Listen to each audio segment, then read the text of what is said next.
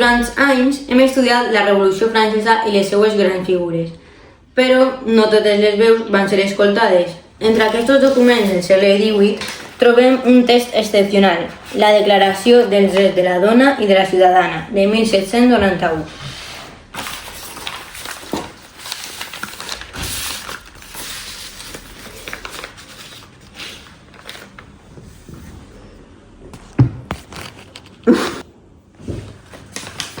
La seva autora va ser Olympe de Gouges, ja me'n recorde, una escriptora, dramaturga, activista, una dona que va defensar que la llibertat i la igualtat hauria de ser real, i també per a les dones.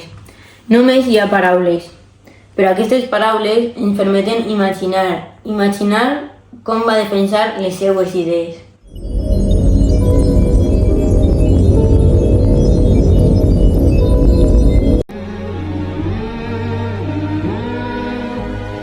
But if I know you, I know what you'll do.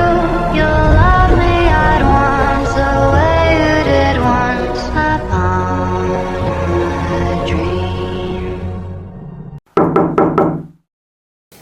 Avant! Gràcies per acceptar parlar amb mi, Olympe. Sé que no és fàcil. No, no és fàcil, però és necessari. Anem? Anem. He volgut parlar amb vostè perquè moltes veus estan sent silenciades. Els seus escrits són censurats, ridiculitzats i tem que el que està passant realment siga esborrat. Potser aquests papers no circulen ara, però quedaran guardats. I algun dia algú voldrà saber la realitat de tot. Que quede constància. Aleshores que quede clara la meva posició. La revolució proclama llibertat, igualtat, però només per als homes. Per tant, exclou a la meitat de la població. La dona naix lliure i roman igual a l'home en drets. Si això no s'aplica, la llei no és justa.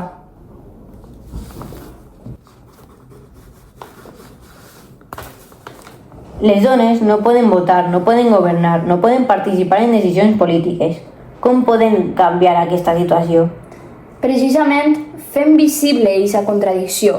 Si l'Estat diu que no tenim veu, per què ens considera responsables? Una dona pot ser jutjada, castigada, condemnada a mort. Aleshores, com pot negar-se-li la paraula? Si la dona té dret a pujar a la guillotina, ha de tindre dret a pujar a la tribuna.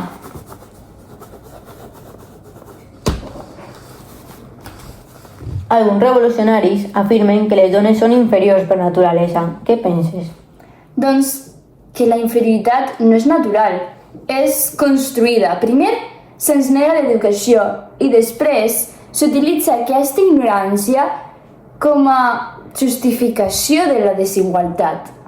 Bueno, per això el seu discurs va dirigit cap a les dones. Sí, perquè la desigualtat es manté quan s'accepta com a normal. I per això, dones, desperteu. La crida de la raó ressona a tot l'univers. Reconeixeu els vostres drets.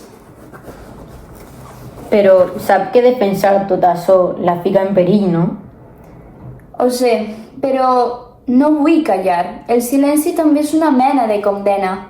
Vull que les dones puguen parlar, pensar lliurement, només com els homes. I si em maten, no serà per haver comès un crim, sinó per haver pensat i parlar quan volien que ens quedaren callades.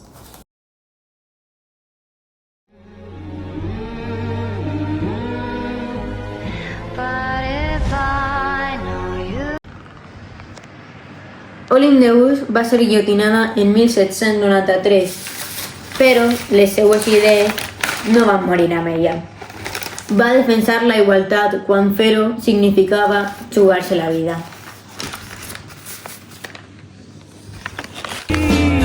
Is this the place?